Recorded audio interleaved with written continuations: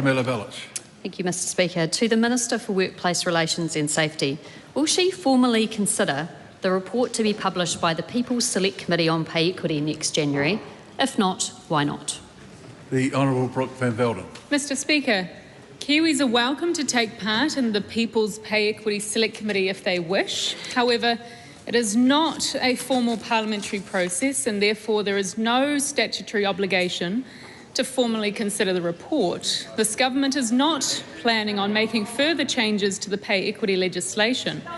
And any aspiring government of the future who does promise to make changes would also need to be upfront about how they would fund it.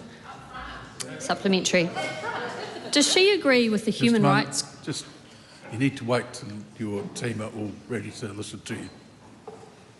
Does she agree with the Human Rights Commission in their submission to the People's Select Committee when they stated, quote, "The 2025 amendments undermine previous progress to address systemic undervaluation of female-dominated occupations and are inconsistent with the human rights dimensions of te tiriti and our international human rights obligations"? Mr Speaker, no, I do not, for two basic reasons.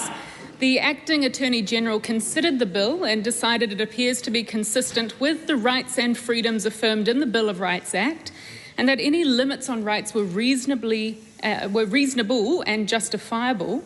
I'm also confident the new pay equity system meets our international obligations.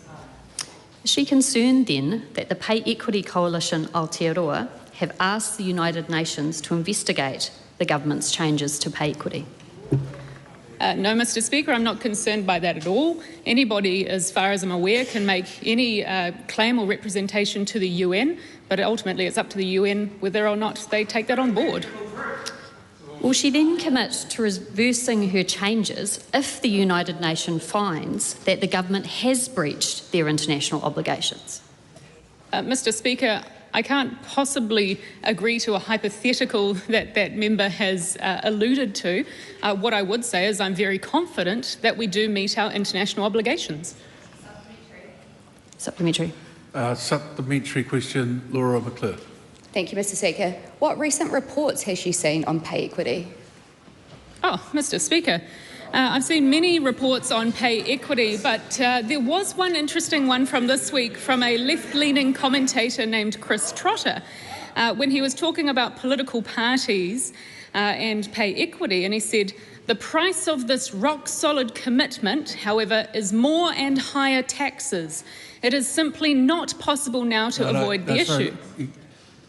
You can't use a government question to lay an attack against the opposition, which is clearly where that's going.